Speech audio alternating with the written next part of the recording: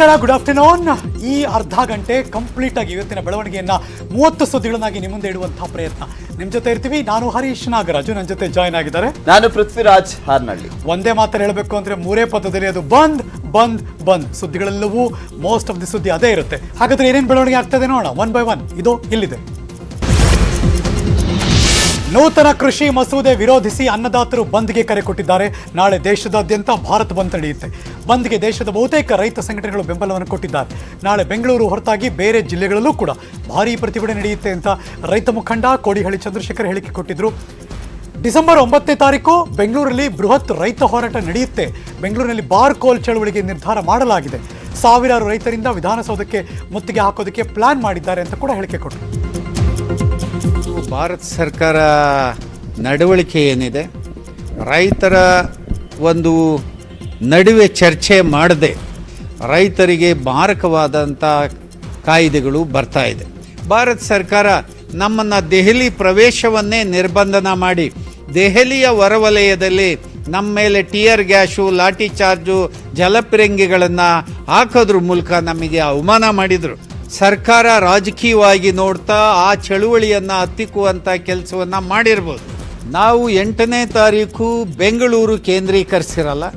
ಆ ಕಾರಣಕ್ಕೆ 9ನೇ ತಾರೀಕು ಬೆಂಗಳೂರನ್ನು ಕೇಂದ್ರೀಕರಿಸಿ ವಿಧಾನಸೌಧ ಮುತ್ತಿಗೆ ಕಾರ್ಯಕ್ರಮನ ಇರುತ್ತೆ. ಅವತ್ತು ಬೆಳಿಗ್ಗೆ ನಾವು ರೈಲು ನಿಲ್ದಾಣದಲ್ಲಿ ಸಿಟಿಯಲ್ಲಿ ಸೇರಿ ನಮ್ಮ ಬಾರ್ಕೋಲ್ ಬೀಸುವ ಚಳುವಳಿಯನ್ನು ಈ ದಪ್ಪ ಚರ್ಮದ ರಾಜಕಾರಣಿಗಳಿಗೆ, ಅಧಿಕಾರಿಗಳಿಗೆ ನೀಡ್ತೇವೆ. ನಾಳಿನ ರೈತರ ಭಾರತ್ ಬಂದ್ಗೆ ಹಲವಾರು ರೈತ ಸಂಘಟನೆಗಳು ಬೆಂಬಲವನ್ನ ಘೋಷಣೆ ಮಾಡಿದವೆ. ಎನ್ಡಿಎ ಅಂಗಪಕ್ಷಗಳನ್ನ ಹೊರತುಪಡಿಸಿದ್ರೆ ವಿವಿಧ ವಿಪಕ್ಷಗಳು ರೈತರ ಬಂದ್ಗೆ ಬೆಂಬಲವನ್ನ ಸೂಚಿಸಿವೆ. ರಾಜ್ಯದ ಹೋರಾಟಗಾರ ವಾಟಾಳ್ ನಾಗರಾಜ್ ಬಂದ್ಗೆ ಬೆಂಬಲವನ್ನ ಸೂಚಿಸಿದ್ದು, ಕರವೇ ಪ್ರವೀಣ್ ಶೆಟ್ಟಿ ಬಣ ಬಂದ್ಗೆ ಬೆಂಬಲವಿಲ್ಲ, ಆದರೆ ಹೋರಾಟಕ್ಕೆ ಬೆಂಬಲವಿದೆ ಅಂತ ಹೇಳಿದ್ದಾರೆ. ಇನ್ನು ಹೋಟೆಲ್ ಮಾಲೀಕರ ಸಂಘ ಬಂದ್ಗೆ ಬೆಂಬಲವನ್ನ ನೀಡಲ್ಲ ಅಂತ ಹೇಳಿದೆ.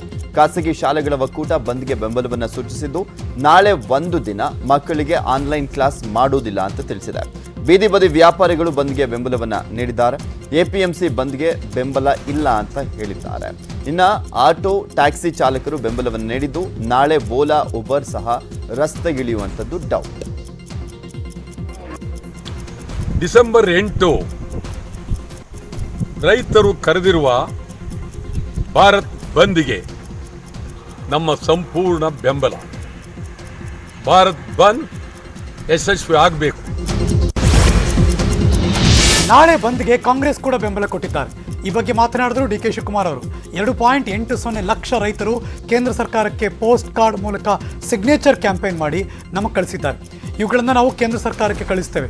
ಕೇಂದ್ರದ ವಿರುದ್ಧ ಸಹಿ ಸಂಗ್ರಹ ಮೂಲಕ ಪ್ರತಿಭಟನೆ ಮಾಡ್ತೇವೆ ಎಂದರು. ರೈತರ ಬಂದ್ ಕರೆಗೆ ಕಾಂಗ್ರೆಸ್ ಸಂಪೂರ್ಣ ಬೆಂಬಲ ಕೊಡುತ್ತೆ ಎಂದರು. ನಾಳೆಯ ಬಂದ್ಗೆ ಜೆಡಿಎಸ್ ಕೂಡ ಬೆಂಬಲ ಸೂಚಿಸಿಕೊಟ್ಟಿದೆ.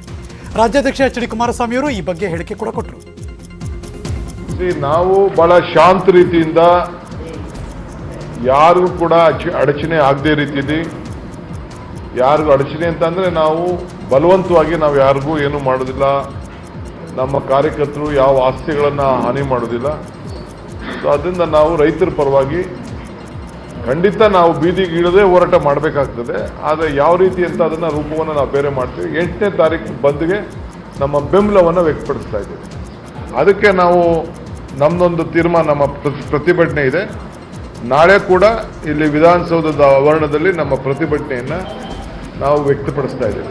ಉತ್ತರ ಭಾರತದಲ್ಲಿ ರೈತರು ಕೇಂದ್ರ ಸರ್ಕಾರ ತಂದಿರತಕ್ಕಂಥ ಜನವಿರೋಧಿ, ರೈತ ವಿರೋಧಿ ಕಾನೂನಿನ ವಿರುದ್ಧ ದಂಗೆ ಎದ್ದಿದ್ದಾರೆ, ಚಳವಳಿ ನಡೆಸ್ತಾ ಇದ್ದಾರೆ.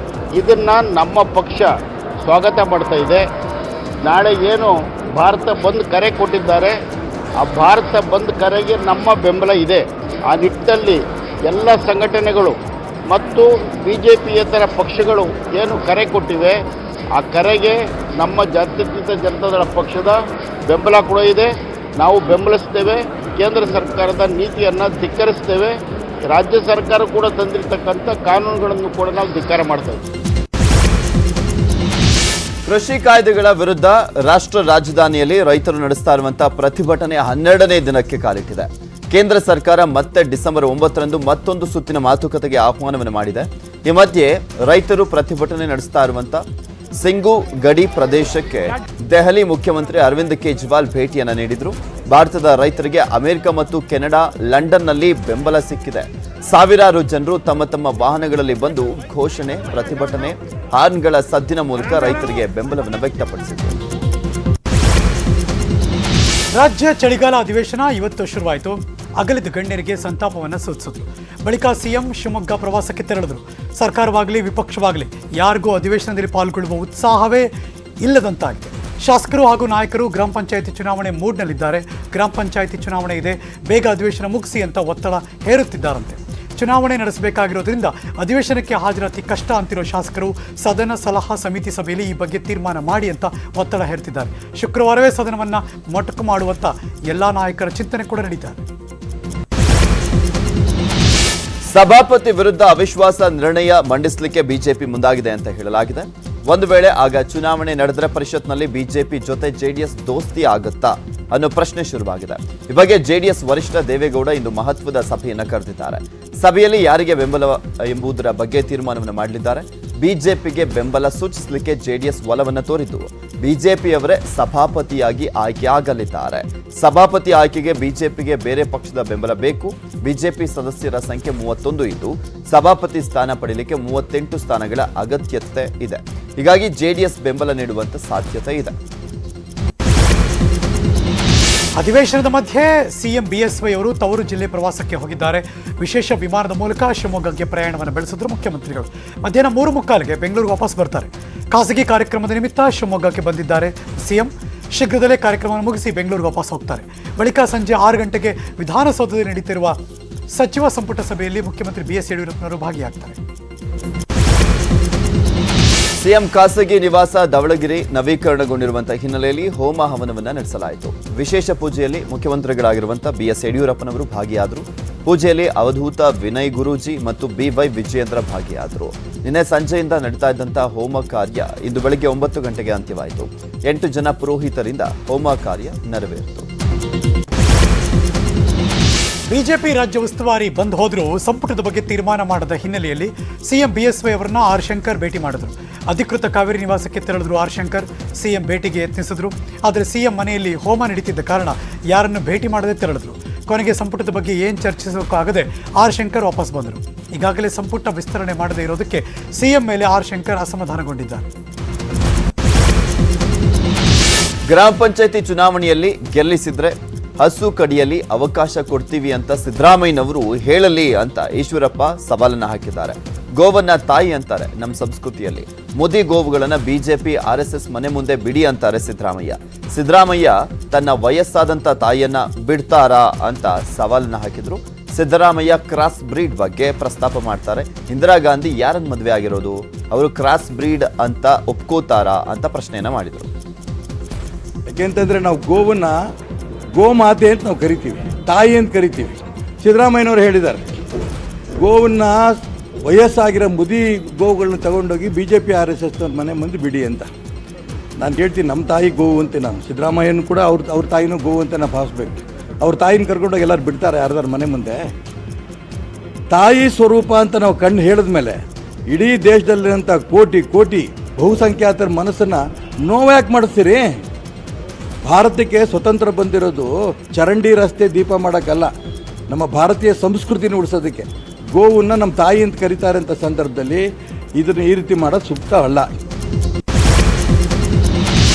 ಗೋಹತ್ಯೆ ನಿಷೇಧ ಕಾಯ್ದೆಯನ್ನು ಈ ಅಧಿವೇಶನದಲ್ಲಿ ಮಂಡಿಸಲಿದ್ದೇವೆ ಅಂತ ಸಚಿವ ಪ್ರಭು ಚೌಹಾಣ್ ಹೇಳಿಕೆ ಕೊಟ್ಟರು. ಕಾಂಗ್ರೆಸ್ನವರು ಏನು ಹೇಳ್ತಾರೆ ಹೇಳಿ, ನಮ್ಮ ಕೆಲಸ ನಾವು ಮಾಡ್ತೀವಿ ಅಂದರು. ಇನ್ನು ಕಂದಾಯ ಸಚಿವ ಆರ್ ಅಶೋಕ್ ಮಾತನಾಡಿ, ಈ ಅಧಿವೇಶನದಲ್ಲಿ ಗೋಹತ್ಯೆ ನಿಷೇಧ ಬಿಲ್ ಜಾರಿಗೆ ತರ್ತೀವಿ, ಮುಂದಿನ ಅಧಿವೇಶನದಲ್ಲಿ ಲವ್ ಜಿಹಾದ್ ರದ್ದು ಮಾಡ್ತೀವಿ ಅಂದರು. ಗೋಹತ್ಯೆ ಕಾಯ್ದೆಗೆ ವಿರೋಧ ಮಾಡಿದ UT ಖಾದರ್, ಗೋಹತ್ಯೆ ನಿಷೇಧ ಇಲ್ಲೇ ಯಾಕೆ, ಗೋವಾ, ಮಿಜೋರಾಂ, ಕೇರಳದಲ್ಲಿ ಯಾಕೆ ತರ್ತಿಲ್ಲ ಅಂದರು. ಒನ್ ನೇಷನ್ ಅಂತಾರೆ, ಇಡೀ ದೇಶಕ್ಕೆ ಒಂದೇ ಕಾನೂನು ತರಲಿ ಅಂದರು.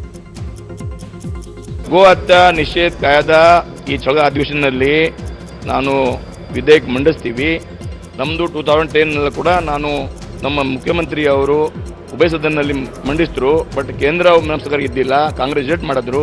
ಈ ನಾನು ಮುಂದುವರಿಸ್ತೀವಿ. ಈ ಅಧಿವೇಶನದಲ್ಲಿ ನಾನು ಗೋಹತ್ಯೆ ಕಾಯ್ದೆ ತರ್ತೀವಿ. ಈ ಅಧಿವೇಶನದಲ್ಲಿ ಗೋಹತ್ಯೆ ನಿಷೇಧ ಕಾಯ್ದೆಯನ್ನು ತರಬೇಕು ಅಂತೇಳಿ ಸರ್ಕಾರದ ಮಟ್ಟದಲ್ಲಿ ತೀರ್ಮಾನ ಆಗಿದೆ. ಗೋವುಗಳನ್ನು ರೈತರು ದೇವ್ರ ಥರ ಪೂಜೆ ಮಾಡ್ತಾರೆ. ಭಾರತೀಯ ಸಂಸ್ಕೃತಿಯಲ್ಲಿ ಗೋವುಗಳಿಗೆ ಒಂದು ವಿಶೇಷವಾದಂಥ ಸ್ಥಾನ ಇದೆ. ಈ ಗೋ ಹತ್ಯೆ ಮಾಡೋ ಮುಖಾಂತರ ಹಸುಗಳನ್ನು ಹತ್ಯೆ ಮಾಡ್ತಾರೆ, ಅದು ನಿಲ್ಲಬೇಕು. ಅದರಿಂದ ಕರ್ನಾಟಕದಲ್ಲಿ ಕಾನೂನನ್ನು ತರೋ ಮುಖಾಂತರ ಗೋವುಗಳ ಹತ್ಯೆಯನ್ನು ನಿಲ್ಲಿಸಬೇಕು. ಅದ್ರ ಮುಖಾಂತರ ರೈತರ ಬಾಳಿಗೆ ಒಳ್ಳೇದಾಗಬೇಕು ಅನ್ನೋ ದೃಷ್ಟಿಯಿಂದ ತರ್ತಾ ಇದ್ದೀವಿ. ಇಡೀ ದೇಶಕ್ಕೊಂದು ಒನ್ ನೇಷನ್ ಒಂದು ದೇಶ ಒಂದು ರಾಷ್ಟ್ರ ಹೇಳ್ತಾರಲ್ಲ, ಮತ್ತೆ ಬೇರೆ ಬೇರೆ ರಾಜ್ಯಕ್ಕೆ ಯಾಕೆ ಬೇರೆ ಬೇರೆ ಕಾನೂನು? ಇವ್ರು ಗೋವಾದಲ್ಲಿ ತಿನ್ನಿ ಅಂತ ಹೇಳುದು, ಅಲ್ಲಿ ಹತ್ಯೆ ಮಾಡ್ಬೋದು ಅಂತ ಹೇಳುದು. ಇಲ್ಲಿ ಕೇರಳಕ್ಕೆ ಹೋಗಿ ಹೇಳ್ತಾ ಇದ್ದು ತೊಂದರೆ ಇಲ್ಲ ಮಾಡ್ಬೋದು ಅಂತೇಳಿ, ಮಿಜೋರಾಂನಲ್ಲಿ ಹೇಳ್ತಾರೆ. ಒಂದೊಂದಕ್ಕೆ ಒಂದೊಂದು ಯಾಕೆ? ಆಗ ಅಲ್ಲಿ ಇದಿಲ್ವಾ? ಹೊಸ ಪಕ್ಷ ಸ್ಥಾಪನೆ ಮಾಡುವಂತ ಘೋಷಣೆ ಮಾಡಿರುವಂತ ಸೂಪರ್ ಸ್ಟಾರ್ ರಜನಿಕಾಂತ್ ಬೆಂಗಳೂರಿಗೆ ಆಗಮಿಸಿದ್ರು. ರಜನಿಕಾಂತ್ ತಮ್ಮ ಸಹೋದರ ಸತ್ಯನಾರಾಯಣ್ ಗಾಯಕ್ವಾಡ್ ಮನೆಗೆ ಬಂದಿದ್ದಾರೆ. ಚೆನ್ನೈನಿಂದ BMW ಕಾರ್ನಲ್ಲಿ ನಿನ್ನೆ ಬೆಂಗಳೂರಿಗೆ ಬಂದಿರುವಂತಹ ತಲೈವ ನಾಯಂಡಹಳ್ಳಿಯಲ್ಲಿ ಇರುವಂತಹ ಅಣ್ಣನ ಮನೆಯಲ್ಲಿದ್ದಾರೆ. ಬಿಳಿ ಪಂಚೆ, ಬಿಳಿ ಟೀ ಶರ್ಟ್ ಧರಿಸಿದ್ದಂತ ರಜನಿಕಾಂತ್ ಅಭಿಮಾನಿಗಳಿಗೆ ಕಾರಿನ ಒಳಗಿಂದನೇ ಕೈ ಬೀಸಿ ವಿಶ್ ಮಾಡಿದ್ರು. ಇಂದು ಸಂಜೆ ಮಂತ್ರಾಲಯಕ್ಕೆ ತೆರಳುವಂತ ಸಾಧ್ಯತೆ ಇದೆ. ರಾಜಕೀಯದಲ್ಲೂ ಯಶಸ್ವಿ ಆಗ್ತಾರದೆ ಖಂಡಿತ ಸಿಗುತ್ತೆ. ಗುರುಗಳ ಕೃಪೆ ಇದೆ, ಅವ್ರು ಕಾಪಾಡ್ತಾರೆ, ಒಳ್ಳೇದು ಮಾಡ್ತಾರೆ. ಯಾರಿಗೂ ತೊಂದರೆ ಆಗದೆ ಅಂತ ರಾಜಕೀಯ ಮಾಡ್ತಾರೆ. ಇಲ್ಲೂ ಆಗಬಾರ್ದು, ಅಲ್ಲೂ ಆಗಬಾರ್ದು. ಅಂದ್ರೆ ಕರ್ನಾಟಕದ ರಾಜಕೀಯಕ್ಕೂ ಬರುವ ಸಾಧ್ಯತೆ ಇದೆ. ಕರ್ನಾಟಕ ರಾಜಕೀಯ ಬೇಡ, ಅಲ್ಲಿ ಮಾಡೋದು ಸರಿ ಮಾಡಬೇಕು. ಸಮಸ್ಯೆ ಇಲ್ಲ. ಯಾವ ಆಧ್ಯಾತ್ಮಿಕ ಆದಂಥದ್ದು ಎಲ್ಲ ಧರ್ಮನೂ ಯಾವುದೇ ಭೇದ ಭಾವ ಇಲ್ಲ. ಎಲ್ಲರೂ ನಮ್ಮವರೇ, ಎಲ್ಲರೂ ಚೆನ್ನಾಗಿರಬೇಕು, ಎಲ್ಲರೂ ಸಂತೋಷವಾಗಿರಬೇಕು ಅಂತ ಅವ್ರ ಇಷ್ಟ ಅಷ್ಟೇ. ಪೊಲೀಸರ ಮೇಲೆ ಹಲ್ಲೆ ನಡೆಸಿದ ಆರೋಪದಡಿ ವಿಧಾನ ಪರಿಷತ್ ಸದಸ್ಯ ನಾಸೀರ್ ಅಹಮದ್ ಅವರ ಪುತ್ರ ಸೇರಿ 3 ವಶಕ್ಕೆ ಪಡೆಯಲಾಗಿದೆ. ಕಾಂಗ್ರೆಸ್ MLC ನಾಸೀರ್ ಅಹಮದ್ ಪುತ್ರ ಫಯಾಜ್, ಆತನ ಸ್ನೇಹಿತರು ಮದ್ಯಪಾನ ಮಾಡಿ ಕಾರು ಚಲಾಯಿಸ್ತಾ ಇದ್ರು. ಈ ಹಿನ್ನೆಲೆಯಲ್ಲಿ ಹೆಬ್ಬಾಳದ BMTC ಡಿಪೋ ಹತ್ರ ಬರ್ತಿದ್ದ ವೇಳೆ ಕಾರು ತಡೆದು ಪೊಲೀಸರು ಪ್ರಶ್ನೆ ಮಾಡಿದ್ದಾರೆ. ಸಿಟ್ಟಿಗೆದ್ದ ನಾಸೀರ್ ಅಹಮದ್, ಅವರ ಪುತ್ರ ಫಯಾಜ್ ಅಹಮದ್ ಸೇರಿದಂತೆ 3 ಪೊಲೀಸರ ಮೇಲೆ ಏಕಾಏಕಿ ಹಲ್ಲೆ ಮಾಡಿದ್ದಾರೆ ಅನ್ನೋ ಆರೋಪ ಕೇಳಿಬಂದಿದೆ. ತಕ್ಷಣ ಸ್ಥಳಕ್ಕೆ ಹೊಯ್ಸಳ ಕರೆಸಿ ಹಲ್ಲೆ ನಡೆಸಿದ 3 ಕೂಡ ವಶಕ್ಕೆ ಪಡೆದಿದ್ದಾರೆ ಅಮೃತಹಳ್ಳಿ ಪೊಲೀಸರು. ಸದ್ಯ ತನಿಖೆ ಮುಂದುವರೆದಿದೆ. ಕುಡಿತದ ಚಟಕ್ಕೆ ಮಾದಕ ವಸ್ತು ಮಾರಾಟ ಮಾಡ್ತಿದ್ದಂತ ಅಂತಾರಾಜ್ಯ ಡ್ರಗ್ ಪೆಡ್ಲರ್ನನ್ನ ಬಂಧಿಸಲಾಗಿದೆ. ಬೆಂಗಳೂರಿನ ಹಲಸೂರು ಠಾಣೆ ಪೊಲೀಸರು ಅಸ್ಸಾಂ ಮೂಲದ 34 ವರ್ಷದ ಶಕೀರ್ ಹುಸೇನ್ ಅನ್ನ ಬಂಧಿಸಿದ್ದಾರೆ. ಬಂಧಿತನಿಂದ ಸುಮಾರು 28 ಲಕ್ಷ ಮೌಲ್ಯದ 2200 MDMA ಟ್ಯಾಬ್ಲೆಟ್ ಹಾಗೂ 71 ಗ್ರಾಂ ಹೆರಾಯಿನ್ ವಶಕ್ಕೆ ಪಡೆಯಲಾಗಿದೆ. ಆರೋಪಿ ಟೆಡ್ಡಿ ಬೇರ್ ಗೊಂಬೆಯಲ್ಲಿ ಮಾದಕ ವಸ್ತುಗಳನ್ನು ಇಟ್ಟುಕೊಂಡು ಅಸ್ಸಾಂನಿಂದ ಬೆಂಗಳೂರಿಗೆ ತರ್ತಾ ಇದ್ದ. ಬೆಂಗಳೂರಿನ ಕೊತ್ತನೂರಿನಲ್ಲಿ ಆರೋಪಿ ಶಕೀರ್ ಹುಸೇನ್ ಬಾಡಿಗೆ ಮನೆ ಮಾಡಿಕೊಂಡಿದ್ದ. ಖಚಿತ ಮಾಹಿತಿ ಮೇರೆಗೆ ಪೊಲೀಸರು ಆರೋಪಿಯನ್ನು ಬಂಧಿಸಿದ್ದಾರೆ. ಮಂಡ್ಯದ ಮದ್ದೂರಿನಲ್ಲಿ ಗಾರ್ಮೆಂಟ್ಸ್ನ 45 ನೌಕರರಿಗೆ ಕೊರೋನಾ ಪಾಸಿಟಿವ್ ಬಂದಿದೆ. ಹೀಗಾಗಿ ಗಿಲ್ ವುಡ್ ಗಾರ್ಮೆಂಟ್ಸ್ ಮುಂದೆ ಆತಂಕದ ವಾತಾವರಣ ನಿರ್ಮಾಣವಾಗಿದೆ. ಕೊರೋನಾ ಸ್ಫೋಟದ ಸುದ್ದಿ ತಿಳಿದು ಗಾರ್ಮೆಂಟ್ಸ್ ಒಳಗೆ ತೆರಳೋದಕ್ಕೆ ಕಾರ್ಮಿಕರು ಹಿಂದೆ ಸರಿತಾ ಇದ್ದಾರೆ. ಆದರೆ ಗಾರ್ಮೆಂಟ್ಸ್ ಒಳಗೆ ಬರಬೇಕು ಅಂತ ಮಾಲೀಕರು ಒತ್ತಾಯ ಮಾಡ್ತಿದ್ದಾರೆ. ಮಾಲೀಕರ ಆದೇಶ ಧಿಕ್ಕರಿಸಿ ಹೊರಗೆ ನಿಂತು ಪ್ರತಿಭಟನೆ ಮಾಡೋದಕ್ಕೆ ಕಾರ್ಮಿಕರು ಮುಂದಾಗಿದ್ದಾರೆ. ಬಳ್ಳಾರಿಯಲ್ಲಿ ಗ್ರಾಮ ಪಂಚಾಯಿತಿ ಸದಸ್ಯ ಸ್ಥಾನಗಳ ಹರಾಜನ್ನ ಹಾಕಲಾಗಿದೆ.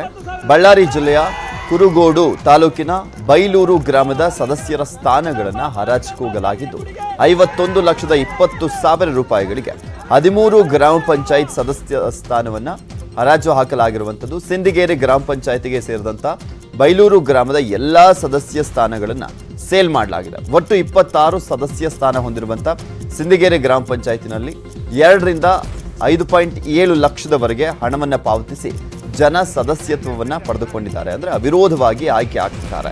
ಹರಾಜಿನಿಂದ ಬಂದಂಥ ಹಣವನ್ನು ಬೈಲೂರು ಗ್ರಾಮದ ಮಾರಿಕಾಂಬಾ ದೇವಸ್ಥಾನಕ್ಕೆ ನೀಡಲಾಗಿದೆ. ದೇವಾಲಯದ ಅಭಿವೃದ್ಧಿಗಾಗಿ ಈ ಹಣವನ್ನು ಬಳಕೆ ಮಾಡ್ತಾರೆ ಅಂತ ಹೇಳಲಾಗಿದೆ. ಇದೀಗ ಹರಾಜು ಪ್ರಕ್ರಿಯೆಯಲ್ಲಿ ಭಾಗಿಯಾದವರ ವಿರುದ್ಧ FIR ದಾಖಲಾಗಿದೆ. ಬಳ್ಳಾರಿ ಜಿಲ್ಲೆ CEO ಇಂದ FIR ದಾಖಲಿಸುವಂತೆ ಅಧಿಕಾರಿಗಳಿಗೆ ಸೂಚನೆಯನ್ನು ನೀಡಲಾಗಿದೆ. 51,20,000 ರೂಪಾಯಿಗಳ ಜಗದಂಬ ಮಾರಿಕಾಂಬಾ ದೇವಿಯ ಗುಡಿಗೆ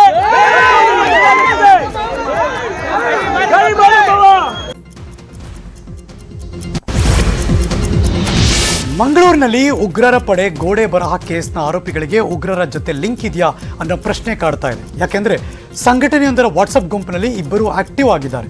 ಮೊಹಮ್ಮದ್ ಶಾರಿಕ್ 22 ವರ್ಷ ಮತ್ತು ಮಾಜ್ ಮುನೀರ್ ಅಹಮದ್ 21 ವರ್ಷ ಇಬ್ಬರು ಕೂಡ ಆಕ್ಟಿವ್ ಆಗಿದ್ದಾರಂತೆ. ಪುಣೆ ಮೂಲದ ವ್ಯಕ್ತಿ ವಾಟ್ಸಪ್ ಗುಂಪಿನ ಅಡ್ಮಿನ್ ಆಗಿದ್ದು ವಾಟ್ಸಪ್ ಗ್ರೂಪ್ನಲ್ಲಿ ಕರ್ನಾಟಕ ಮೂಲದ ಹಲವರು ಇರುವಂಥ ಮಾಹಿತಿ ಇದೆ. ವಾಟ್ಸಪ್ ಗ್ರೂಪ್ನಲ್ಲಿ ಉಗ್ರ ಕೃತ್ಯಗಳ ಬಗ್ಗೆ ಚರ್ಚೆ ನಡೀತಾ ಇದೆ. ಬೇರೆ ಬೇರೆ ರಾಜ್ಯಗಳಲ್ಲಿ ನಡೆದಿರುವಂಥ ಉಗ್ರ ಕೃತ್ಯಗಳ ಬಗ್ಗೆ ಕೂಡ ಚರ್ಚೆ ಮಾಡಲಾಗ್ತಿತ್ತಂತೆ. ಈ ಇಬ್ಬರು ಮಂಗಳೂರಿನ ಕದ್ರಿ ಮತ್ತು ಬಂದರು ಠಾಣಾ ವ್ಯಾಪ್ತಿಯಲ್ಲಿ ಉಗ್ರ ಪರ ಬರಹವನ್ನು ಬರೆದಿದ್ರು. ಗ್ರಾಮ ಪಂಚಾಯತಿ ಚುನಾವಣೆ ಮೂಡ್ನಲ್ಲಿದ್ದಂಥ ರೌಡಿ ಶೀಟರ್ ಕುಣಿಗಲ್ ಗಿರಿಗೆ ಪೊಲೀಸರು ಶಾಕ್ ಅನ್ನು ನೀಡಿದ್ದಾರೆ. ಇದು ಗ್ರಾಮ ಪಂಚಾಯತಿ ಚುನಾವಣೆಗೆ ನಾಮಿನೇಷನ್ ಹಾಕಲಿಕ್ಕೆ ರೌಡಿ ಶೀಟರ್ ಕುಣಿಗಲ್ ಗಿರಿ ರೆಡಿ ಆಗಿದ್ದ. ಆದರೆ ಕೊಲೆ ಕೇಸ್ ಸಂಬಂಧ ಕಾಮಾಕ್ಷಿಪಾಳ್ಯ ಪೊಲೀಸರು ಆತನನ್ನು ವಶಕ್ಕೆ ಪಡೆದಿದ್ದಾರೆ.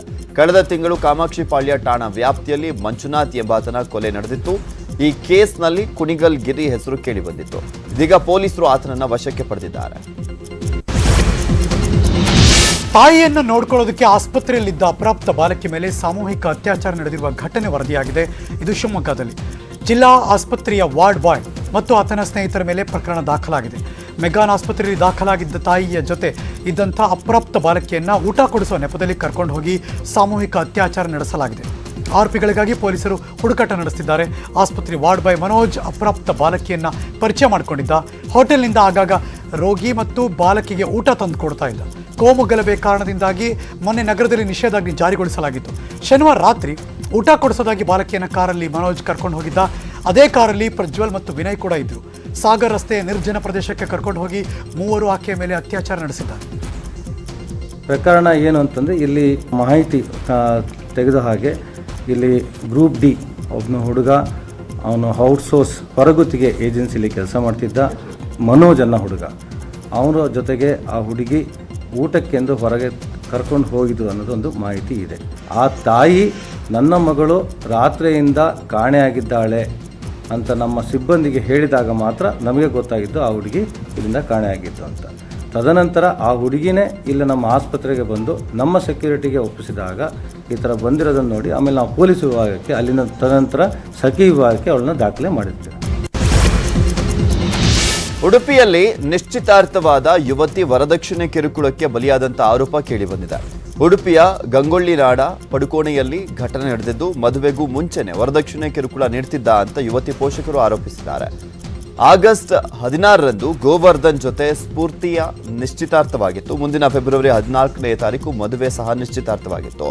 ಇನ್ನು ಯುವಕ ನಿಶ್ಚಿತಾರ್ಥವಾದ ಮೇಲೆ 10 ಲಕ್ಷ ರೂಪಾಯಿ ಮತ್ತೆ 400 ಗ್ರಾಂ ಚಿನ್ನಕ್ಕೆ ಬೇಡಿಕೆಯನ್ನ ಇಟ್ಟಿದ್ದಾನೆ. ಜೊತೆಗೆ ಸ್ಫೂರ್ತಿ ಜೊತೆ ಅಸಭ್ಯವಾಗಿ ವರ್ತನೆಯನ್ನ ಮಾಡಿದ್ದಂತೆ. ನಗ್ನ ಚಿತ್ರಗಳನ್ನ ಕಳುಹಿಸುವಂತೆ ಒತ್ತಾಯಿಸಿದ್ದಾನೆ. ಯುವಕನ ಸೈಕೋ ವರ್ತನೆಗೆ ಬೇಸತ್ತಿದ್ದಂಥ ಸ್ಫೂರ್ತಿ ತಾಯಿ ಬಳಿ ಎಲ್ಲ ಹೇಳಿಕೊಂಡಿದ್ಲು. ಪೋಷಕರು 10 ಲಕ್ಷ ನೀಡಲಿಕ್ಕೆ ಒಪ್ಪದಿದ್ದಾಗ ಯುವಕ ಮದುವೆಯನ್ನ ನಿರಾಕರಿಸಿದ್ದಾನೆ. ಹೀಗಾಗಿ ಮನನೊಂದಂತ ಸ್ಫೂರ್ತಿ ಇಲಿ ಪಾಷಾಣವನ್ನ ಸೇವಿಸಿ ಸಾವನ್ನಪ್ಪಿದ್ಲು. ಇದೀಗ ಮಗಳ ಸಾವಿನ 20 ದಿನದ ಬಳಿಕ ಪೋಷಕರು ದೂರನ್ನ ನೀಡಿದ್ದಾರೆ. 30 ನಿಮಿಷದ 30 ಸುದ್ದಿ ಮುಂದುವರಿಯುತ್ತೆ. ಇನ್ನು 10 ಸುದ್ದಿಗಳು ಬಾಕಿ ಇದೆ. ಅದಕ್ಕೆ ಮುಂಚೆ ಒಂದು ಬ್ರೇಕ್ ತಗೋತೀವಿ. ಬೇಗ ಬರ್ತೀವಿ, ಕಾಯ್ತಾ ಇದ್ದೀವಿ. ಕೋಲಾರದಲ್ಲಿ ಕಿಡಿಗೇಡಿಗಳು ಮತ್ತೆ ಬಾಬ್ರಿ ಮಸೀದಿ ಕಿಚ್ಚನ್ನು ಹೊತ್ತಿಸಲಿಕ್ಕೆ ಮುಂದಾಗಿದ್ದಾರೆ. ನಗರದ ಹಲವೆಡೆ ವಿವಾದಿತ ಪೋಸ್ಟರ್ಗಳು ಪತ್ತೆಯಾಗಿದ್ದು, ಬಾಬ್ರಿ ಒಂದು ದಿನ ಎದ್ದು ನಿಲ್ಲಲಿದೆ ಎಂಬ ಸಂದೇಶ ಇರುವಂತಹ ಪೋಸ್ಟರ್ ಹಾಕಿದ್ದಾರೆ. 6 ಡಿಸೆಂಬರ್ 1992 ನಾವು ಮರೆಯದಿರೋಣ ಎಂದು ಕೋಲಾರದ ಬಂಬೂ ಬಜಾರ್, ಶೈನ್ ಪಾಷಾ ನಗರ, ಟವರ್ ಮತ್ತೆ ಬೈಪಾಸ್ ಸೇರಿದಂತೆ ಹಲವೆಡೆ ಪೋಸ್ಟರ್ ಅನ್ನ ಹಾಕಿದ್ದಾರೆ. ಕಿಡಿಗೇಡಿಗಳು ಅಲ್ಪಸಂಖ್ಯಾತರನ್ನ ಹುರಿದುಂಬಿಸುವಂತ ರೀತಿ ಪೋಸ್ಟರ್ ಅನ್ನ ಅಂಟಿಸಿದ್ದಾರೆ. ಕೊನೆಗೂ ಪೋಷಕರು ಮಕ್ಕಳ ಒತ್ತಾಯಕ್ಕೆ ಪಿಯು ಬೋರ್ಡ್ ಮನ್ನಣೆ ಕೊಟ್ಟಿದೆ. ದಾಖಲಾತಿ ಅವಧಿಯನ್ನು ವಿಸ್ತರಿಸಿ ಆದೇಶವನ್ನು ಹೊರಡಿಸಿದ್ದಾರೆ. ನವೆಂಬರ್ 27ಕ್ಕೆ ಕೊನೆಗೊಂಡಿದ್ದ ದಾಖಲಾತಿ ಪ್ರಕ್ರಿಯೆಯನ್ನು ಡಿಸೆಂಬರ್ 12ನೇ ತಾರೀಕಿನವರೆಗೆ ವಿಸ್ತರಣೆ ಮಾಡಿದ್ದಾರೆ. ಇನ್ನು ಪರೀಕ್ಷೆ ದಿನಾಂಕ ನಿಗದಿಯಾಗದ ಹಿನ್ನೆಲೆಯಲ್ಲಿ ದಾಖಲಾತಿಗೆ ಡಿಸೆಂಬರ್ 12ರವರೆಗೆ ಗಡುವನ್ನು ಮುಂದೂಡಿದೆ. ಜೊತೆಗೆ ಎಲ್ಲ ಪಿಯು ಕಾಲೇಜುಗಳಿಗೆ ಕೋವಿಡ್ ಸರ್ಕ್ಯುಲರ್ನ ಹೊರಡಿಸಲಾಗಿದ್ದು, ಮಕ್ಕಳ ಹಿತದೃಷ್ಟಿಯಿಂದ ಕೋವಿಡ್ ನಿಯಮ ಜಾರಿ ಮಾಡಲಾಗಿದೆ ಅಂತ ನ್ಯೂಸ್ 18ಗೆ ಪಿಯು ಬೋರ್ಡ್ ನಿರ್ದೇಶಕಿ ಸ್ನೇಹಲ್ ಹೇಳಿಕೆ ಕೊಟ್ಟಿದ್ದಾರೆ. ಮತ್ತೆ ವಿದ್ಯಾಗಮ ಶುರು ಮಾಡಲಿಕ್ಕೆ ರಾಜ್ಯ ಸರ್ಕಾರ ಗಮನವನ್ನು ಹರಿಸಿದೆ. ತಾತ್ಕಾಲಿಕವಾಗಿ ಬಂದಾಗಿದ್ದಂಥ ವಿದ್ಯಾಗಮವನ್ನ ಮತ್ತೆ ಆರಂಭಿಸಲಿಕ್ಕೆ ಯೋಜನೆ ರೂಪಿಸ್ತಾ ಇದೆ. ಸಂಕ್ರಾಂತಿ ಬಳಿಕ ಹೊಸ ರೂಪದಲ್ಲಿ ವಿದ್ಯಾಗಮ ಶುರುವಾಗಲಿದ್ದು, 5ರಿಂದ 9ನೇ ತರಗತಿ ವಿದ್ಯಾರ್ಥಿಗಳಿಗೆ ವಿದ್ಯಾಗಮ ತರಗತಿಗಳು ನಡೆಯುವಂತ ಸಾಧ್ಯತೆ ಇದೆ. ಈಗಾಗಲೇ ಹಂತ ಹಂತವಾಗಿ ಶಾಲೆ ಆರಂಭಕ್ಕೆ ಶಿಫಾರಸನ್ನು ಮಾಡಲಾಗಿದೆ. ಪ್ರೌಢಶಾಲೆ ಪಿಯು ತರಗತಿ ಆರಂಭಿಸುವಂತೆ ಶಿಫಾರಸು ಮಾಡಿದ್ದಾರೆ. 5ರಿಂದ 9ನೇ ತರಗತಿ ವಿದ್ಯಾರ್ಥಿಗಳಿಗೆ ವಿದ್ಯಾಗಮ ತರಗತಿ ಮಾಡಲಿಕ್ಕೆ ಸರ್ಕಾರ ಮುಂದಾಗಿದೆ ಅಂತ ಹೇಳಲಾಗ್ತಾ ಇದೆ. ಪ್ರತ್ಯೇಕವಾಗಿ ಮಕ್ಕಳ ಸಂಖ್ಯೆಗೆ ಅನುಗುಣವಾಗಿ ವಿದ್ಯಾಗಮ ತರಗತಿ ನಡೆಯಲಿದೆ. ಯಾದಗಿರಿಯಲ್ಲಿ ಹಾಡು ಹಗಲೇ ಮರಳು ಮಾಫಿಯಾ ನಡೀತಾ ಇದೆ. ಇದನ್ನು ಪ್ರಶ್ನೆ ಮಾಡಿದ ಯುವಕ ಮಲ್ಲಿಕಾರ್ಜುನ್ ಎಂಬಾತನಿಗೆ ಪ್ರಾಣ ಬೆದರಿಕೆ ಕೂಡ ಹಾಕಿದ್ದಾರೆ. ರಾತ್ರೋರಾತ್ರಿ ಯುವಕನ ಮನೆಗೆ ಆಗಮಿಸಿ ಜೀವ ಬೆದರಿಕೆ ಹಾಕಿ ಹೋಗಿದ್ದಾರೆ. ಯುವಕ ಮಲ್ಲಿಕಾರ್ಜುನ ಅಕ್ರಮ ಮರಳು ಮಾಫಿಯಾದ ವಿಡಿಯೋ ಸಾಮಾಜಿಕ ಜಾಲತಾಣದಲ್ಲಿ ವೈರಲ್ ಮಾಡಿದ್ದಾರೆ ಅಂತ ಆಕ್ರೋಶಗೊಂಡು ಈ ರೀತಿ ಮಾಡಿದ್ದಾರೆ. ಯಾದಗಿರಿ ಜಿಲ್ಲೆಯ ವಡಗೇರ ತಾಲೂಕಿನ ಗಡ್ಡೆಸೊಗೂರು ಗ್ರಾಮದ ಹೊರಭಾಗದ ಭೀಮಾ ನದಿಯಲ್ಲಿ ಮರಳು ದಂಧೆ ನಡೀತಾ ಇದೆ. ವಡಗೇರ ಪೊಲೀಸ್ ಠಾಣೆ ವ್ಯಾಪ್ತಿಯಲ್ಲಿ ಘಟನೆ ನಡೀತಾ ಇದೆ. ಆಂಧ್ರದಲ್ಲಿ ಕೊರೋನಾದ ಬೆನ್ನಲ್ಲೇ ವಿಚಿತ್ರ ರೋಗವೊಂದು ಕಾಣಿಸಿಕೊಂಡಿದೆ. 200ಕ್ಕೂ ಹೆಚ್ಚು ಜನರಿಗೆ ಮೂರ್ಛೆ ಥರದ ಕಾಯಿಲೆ ಪತ್ತೆಯಾಗಿದ್ದು ಆಂಧ್ರದ ಪಶ್ಚಿಮ ಗೋದಾವರಿಯ ಯಲೂರಿನಲ್ಲಿ ವಿಚಿತ್ರ ಕಾಯಿಲೆ ಕಾಣಿಸಿಕೊಂಡಿದೆ. ಇನ್ನು ಒಂದೇ ಸಲ 200ಕ್ಕೂ ಹೆಚ್ಚು ಮಂದಿ ಒಂದೇ ಥರದ ರೋಗ ಕಾಣಿಸಿಕೊಂಡಿರುವಂಥದ್ದು ಅವರುಗಳಿಗೆ. ಇದು ಯಾವ ರೋಗ ಅಂತ ಗೊತ್ತಾಗದೆ ಆರೋಗ್ಯ ತಜ್ಞರಿಗೆ ತಲೆನೋವು ಶುರುವಾಗಿದೆ. ಸದ್ಯ ವಿಚಿತ್ರ ರೋಗದಿಂದ 228 ಜನರು ಆಸ್ಪತ್ರೆಗೆ ದಾಖಲಾಗಿದ್ದು ಯಲೂರಿನಲ್ಲಿ ತುರ್ತು ಚಿಕಿತ್ಸಾ ಕೇಂದ್ರ ಸ್ಥಾಪನೆ ಮಾಡಲಾಗಿದೆ. ಸೋಂಕಿತರ ರಕ್ತದ ಮಾದರಿ ಪಡೆದು ಹೆಚ್ಚಿನ ತಪಾಸಣೆಗೆ ಕಳಿಸಲಾಗಿದೆ. ಇನ್ನೊಂದು ಬ್ರೇಕ್ ತಗೊಂಡ್ಬರ್ತೀವಿ, ಎಲ್ಲೋ ಹೋಗದೆ ಕಾಯ್ತಾ ಇದೆ. ಫೈಜರ್ ಲಸಿಕೆ ಭಾರತದಲ್ಲಿ ಬಳಕೆಗೆ ಅನುಮತಿ ಕೋರಿದಂತ ಬೆನ್ನಲ್ಲೇ Serum Institute of India Covishield ಲಸಿಕೆಯನ್ನ ತುರ್ತು ಸಂದರ್ಭದಲ್ಲಿ ಬಳಸಲಿಕ್ಕೆ ಅನುಮತಿಯನ್ನು ನೀಡುವಂತೆ ಭಾರತೀಯ ಔಷಧ ನಿಯಂತ್ರಕಕ್ಕೆ ಮನವಿಯನ್ನ ಮಾಡಿದೆ. ಈ ಮೂಲಕ ಡಿಸಿಜಿಐ ಬಳಿ ಅನುಮತಿ ಕೋರಿರುವಂತಹ ಭಾರತದ ಮೊದಲ ಸಂಸ್ಥೆ ಎಂಬ ಹಿರಿಮೆಗೆ ಎಸ್ಐಐ ಭಾಜನವಾಗಿದೆ. ವೈದ್ಯಕೀಯ ಅಗತ್ಯತೆ ಹಾಗೂ ದೇಶದ ಜನರ ಹಿತಾಸಕ್ತಿಯನ್ನ ಗಮನದಲ್ಲಿ ಇಟ್ಟುಕೊಂಡು ಅನುಮತಿಯನ್ನ ನೀಡುವಂತೆ ಪುಣೆಯ ಎಸ್ಐಐ ಡಿಸಿಜಿಐಗೆ ವಿನಂತಿಸಿಕೊಂಡಿದೆ. ದೆಹಲಿ ಪೊಲೀಸರು ಇವತ್ತು 5 ಜನ ಉಗ್ರರನ್ನ ಅರೆಸ್ಟ್ ಮಾಡಿದ್ದಾರೆ. ಕೂದಲೆಳೆ ಅಂತರದಲ್ಲಿ ಭಾರೀ ದುಷ್ಕೃತ್ಯವೊಂದನ್ನು ತಪ್ಪಿದಂತಾಗಿದೆ. ರಾಷ್ಟ್ರ ರಾಜಧಾನಿ ದೆಹಲಿ ಶಕರ್ಪುರ್ ಎಂಬ ಪ್ರದೇಶದಲ್ಲಿ 5 ಉಗ್ರರನ್ನ ಕಾರ್ಯಾಚರಣೆ ಮೂಲಕ ಸೆರೆ ಹಿಡಿದಿದ್ದಾರೆ. ಬಂಧಿತ ಉಗ್ರರು ಯಾವ ಸಂಘಟನೆಗೆ ಸೇರಿದ್ದಾರೆ ಅಂತದು ಇನ್ನೂ ಕೂಡ ತಿಳಿದು ಬಂದಿಲ್ಲ. ಬಂಧಿತ 5ರಲ್ಲಿ 3 ಉಗ್ರರು ಜಮ್ಮು ಮತ್ತು ಕಾಶ್ಮೀರ ಮೂಲದವರಾಗಿದ್ದಾರೆ, 2 ಪಂಜಾಬ್ ರಾಜ್ಯಕ್ಕೆ ಸೇರಿದವರಾಗಿದ್ದಾರೆ ಅಂತ ಹೇಳಲಾಗ್ತಾರೆ. ನೂತನ ಸಂಸತ್ ಕಟ್ಟಡದ ಶಂಕುಸ್ಥಾಪನೆಗೆ ಸುಪ್ರೀಂ ಕೋರ್ಟ್ ಅಸ್ತು ಎಂದಿದೆ. ಆದರೆ ಪೇಪರ್ ವರ್ಕ್ ಶಂಕುಸ್ಥಾಪನೆ ಬಿಟ್ಟು ಇನ್ಯಾವುದೇ ಕೆಲಸ ಮಾಡುವಂತಿಲ್ಲ ಅಂತ ಹೇಳಿದೆ. ನೂತನ ಸಂಸತ್ ಕಟ್ಟಡ ನಿರ್ಮಾಣ ಸಂಬಂಧ ಸಾರ್ವಜನಿಕ ಹಿತಾಸಕ್ತಿ ಅರ್ಜಿಯೊಂದು ಸಲ್ಲಿಕೆಯಾಗಿದ್ದು ಯೋಜನೆಗೆ ತಡೆ ನೀಡಲಿಕ್ಕೆ ಸಾಧ್ಯವಿಲ್ಲ. ಶಂಕುಸ್ಥಾಪನೆ ಮಾಡಿ ಆದರೆ ಕಟ್ಟಡ ನಿರ್ಮಾಣ ಬೇಡ ಎಂದು ಆದೇಶವನ್ನು ನೀಡಿದೆ. ಸೆಂಟ್ರಲ್ ವಿಸ್ತಾ ಯೋಜನೆಯ ಭಾಗವಾಗಿ ಸುಮಾರು 1,000 ಕೋಟಿ ರೂಪಾಯಿ ಮೊತ್ತದ ನೂತನ ಸಂಸತ್ ಕಟ್ಟಡ ನಿರ್ಮಾಣಕ್ಕೆ ಪ್ರಧಾನಿ ನರೇಂದ್ರ ಮೋದಿ ಡಿಸೆಂಬರ್ 10ನೇ ತಾರೀಕು ಶಂಕುಸ್ಥಾಪನೆಯನ್ನು ನೆರವೇರಿಸಲಿದ್ದಾರೆ. ಪ್ರಧಾನಿ ನರೇಂದ್ರ ಮೋದಿ ಅವರು ಆಗ್ರಾ ಮೆಟ್ರೋ ರೈಲು ಕಾಮಗಾರಿಗೆ ಚಾಲನೆ ನೀಡಿದರು. ವಿಡಿಯೋ ಕಾನ್ಫರೆನ್ಸ್ ಮೂಲಕ ಚಾಲನೆ ಕೊಟ್ಟು ಪ್ರಧಾನಿ ನರೇಂದ್ರ ಮೋದಿ ಅವರು ದೇಶದ 2ನೇ ಹಂತದ ನಗರಗಳಿಗೂ ಮೂಲಭೂತ ಸೌಕರ್ಯಗಳು ಸಿಗಬೇಕು ಅಂದರು. 26 ಲಕ್ಷದಷ್ಟು ಜನಸಂಖ್ಯೆ ಇರುವ ಆಗ್ರಾದಲ್ಲಿ ಒಟ್ಟು 29.4 ಕಿಲೋಮೀಟರ್ ಮೆಟ್ರೋ ಕಾಮಗಾರಿಗೆ ಮೋದಿ ಅವರು ಚಾಲನೆ ಕೊಟ್ಟರು. मेट्रो का काम शुरू होने पर बहुत बहुत बधाई। आगरा के पास बहुत पुरातन पहचान तो हमेशा रही, अब इसमें आधुनिकता का नया आयाम जुड़ रहा है। सैकड़ों वर्षों ತುಮಕೂರಿನ ದೇವಸ್ಥಾನದೊಳಗೆ ಕರಡಿ ನುಗ್ಗಿ ಆತಂಕ ಸೃಷ್ಟಿ ಮಾಡಿರುವಂಥದ್ದು ಮಧುಗಿರಿ ತಾಲೂಕಿನ ಬೆಡತ್ತೂರು ಗ್ರಾಮದಲ್ಲಿ ಘಟನೆ ನಡೆದಿದೆ. ಗ್ರಾಮದ ಪಿಲ್ಲೇಕಮ್ಮ ದೇವಸ್ಥಾನದಲ್ಲಿ ಕರಡಿ ನುಗ್ಗಿದ್ದು ನಿನ್ನೆ ರಾತ್ರಿ ದೇವಸ್ಥಾನದಲ್ಲಿದ್ದಂಥ ಕರಡಿ ಕಂಡು ಗ್ರಾಮಸ್ಥರು ಭಯಭೀತರಾಗಿದ್ದಾರೆ. ಈ ವೇಳೆ ಗ್ರಾಮಸ್ಥರು ಕೂಗಾಟ ಚೀರಾಟ ಕಂಡು ಕರಡಿ ಕಾಡಿಗೆ ಮರಳಿದೆ. ಇಲ್ಲಿಗೆ ಮಧ್ಯಾಹ್ನದ 30 ನಿಮಿಷದ 30 ಸುದ್ದಿ ಮುಗಿಸಿ ನಾನು ಪೃಥ್ವಿ ಹೋಗಿ ಬರ್ತೀವಿ. ಮತ್ತೆ ಸಿಗ್ತೀವಿ ಮುಂದಿನ ನ್ಯೂಸ್ಗಳಲ್ಲಿ. ಆದರೆ ಪಕ್ಕಾ ನ್ಯೂಸ್ಗೆ ನೀವು ಯಾವಾಗಲೂ ನೋಡ್ತಾ ಇರಿ News18 ಕನ್ನಡ. ಜಾಲ ನಮ್ಮದು, ಬಲ ನಿಮ್ಮದು.